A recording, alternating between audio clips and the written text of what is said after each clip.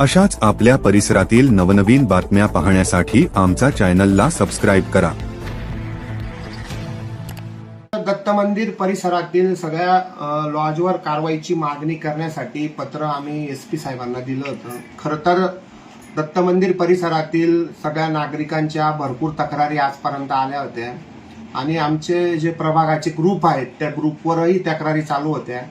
संबंधित बातमी शहराचे आमदार धर्मयोद्धा अनुपभाई अग्रवाल तसेच भारतीय जनता पार्टीचे जिल्हाध्यक्ष गजेंद्र शेठ आंबळकर यांच्या निदर्शनास आणल्यानंतर त्यांनी सांगितले की आपण रीतसर पोलिसांकडे तक्रार करावी, म्हणून मी देवपूर पोलीस स्टेशनचे पीआय व एसपी साहेबांना पत्र लिहून तक्रार दाखल केली आणि आपलं समाजाचं आरोग्य तसंच परिसरातील सुरक्षितता आणि हा जो काही विद्यार्थ्यांचं जे भविष्य आहे यासाठी नागरिकांनी, पोलीस प्रशासनाने आणि लोकप्रतिनिधींनी एकत्र येऊन आपण याकडे लक्ष दिलं पाहिजे।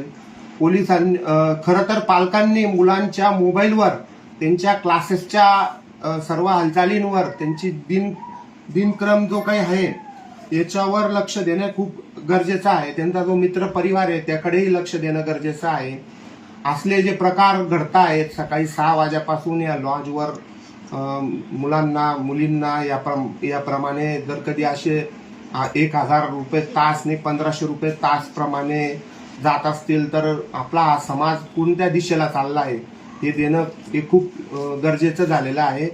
आज त्या पत्रावर कारवाई केली पोलिसांचं मी आज अभिनंदन करतो की त्यांनी लगेच त्या पत्राची दखल घेऊन इथल्या काही लॉजेसवर आज त्यांनी रेड केलेली आहे। त्या ठिकाणी बऱ्यापैकी त्यांना कपल सापडलेले आहे। सकाळी 9 वाजल्यापासून ही कारवाई सुरू झालेली आहे।